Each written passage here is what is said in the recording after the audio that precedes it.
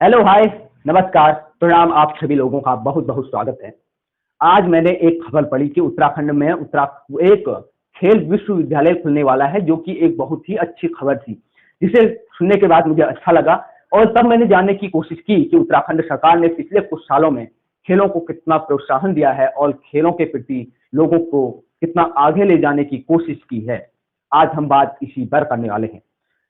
2000 में राज्य का गठन होता है, उसके एक साल बाद 2001 में खेल निर्देशालय उत्तराखंड का गठन किया जाता है, जिसका काम था उत्तराखंड में खेल खेलने वाले युवाओं को प्रोत्साहन देना, उन्हें आगे बढ़ाना, अंतर्राष्ट्रीय स्तर पर उनके खेलों का प्रदर्शन करवाना। लेकिन कितना हो पाया आज हम बताएंगे। एक बजट पढ़ रहा था मैं, जो पिछले साल का है, उसी मंत्री का है जो आज उस क्षेत्र में विश्वविद्यालय खोलने के लिए जमीन देखने गई थी। बजट था 115 करोड़ रुपए का और खर्च हुआ एक साल में मात्र 87 करोड़ रुपए, यानी कि 28 करोड़ रुपए पिछले साल जो खेल के लिए मिला हुआ था वह खर्च ही नहीं हो पाया। यानी कि उत्तराखंड के नेताओं के पास, मंत्रालयों के पास और जो भी अधिकारी हैं उनके पास पैसा तो है, लेकिन खर्च करने की इच्छा शक्ति नहीं है। आप बताइए, 28 करोड़ रुपए जो वापस हुए, उससे कितना कुछ उत्तराखंड में किया जा सकता है। अब हम बताएंगे आपको कि उत्तराखंड में कितने स्टेडियम हैं।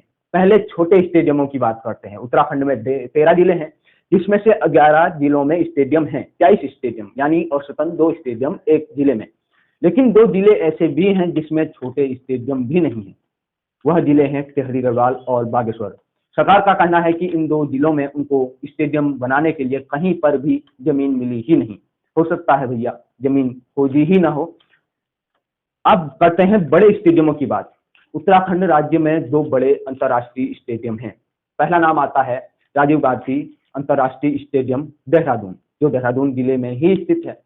यहाँ भी आज तक कोई बड़ा मैच नहीं हो पाया है। क्रिकेट के छोटे सीरीज यहाँ पर खेले गए हैं, लेकिन अंतर्राष्ट्रीय स्तर पर कोई बड़े मैच यहाँ पर नहीं हुए हैं। वह कब होगा, देखने वाली बात होगी। यह स्टेडियम कांग्रेस की सरकार में 2012 में शुरुआत हुआ था और कांग्रेस की सरकार में ही इसका उद्घाटन भी हुआ था। दूसरा स्टेडियम है इंदिरा गांधी अंतर्राष्ट्रीय स्पोर्ट्स कॉम्प्लेक्स। यह नैनीताल जिले के हल्द्वानी के निकट डोलापार में स्थित है।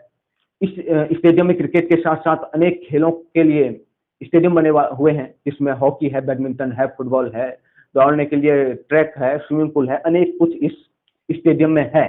लेकिन इस स्टेडियम का उद्घाटन जो शुरुआत थी वह 2016 में तत्कालीन मुख्यमंत्री हरीश रावत के द्वारा शुरू हो गई थी, लेकिन अभी तक इसका काम पूरा नहीं हो पाया।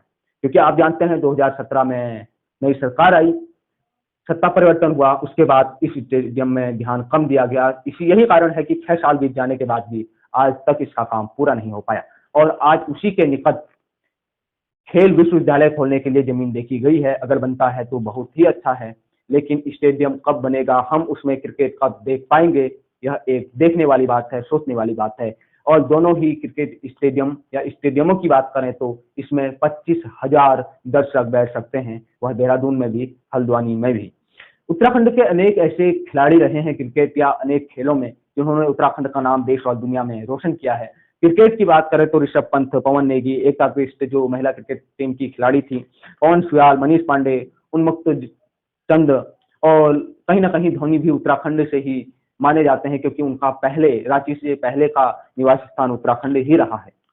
तो ये तो क्रिकेट की बात। इसके साथ साथ हॉकी की बात करें, बैडमिंटन की बात करें, तो अनेक क्षेत्रों में उत्तराखंड के युवाओं ने बढ़ चढ़कर हिस्सा लिया, गोल्ड भी जीते, लेकिन उनको सही से न मौका मिला, न खेलों की तैयारी हो पाई। इसलिए उन्हें तैयारी करने के लिए भी दूसरे राज्यों में जाना पड़ता है।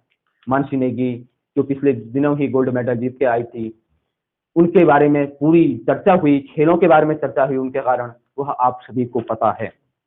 तो कुल मिला के आज की वीडियो बनाने का तात्पर्य यह है कि उत्तराखंड में खेलों को बढ़ावा देने के लिए कोई ठोस कार्रवाई नहीं की जाती।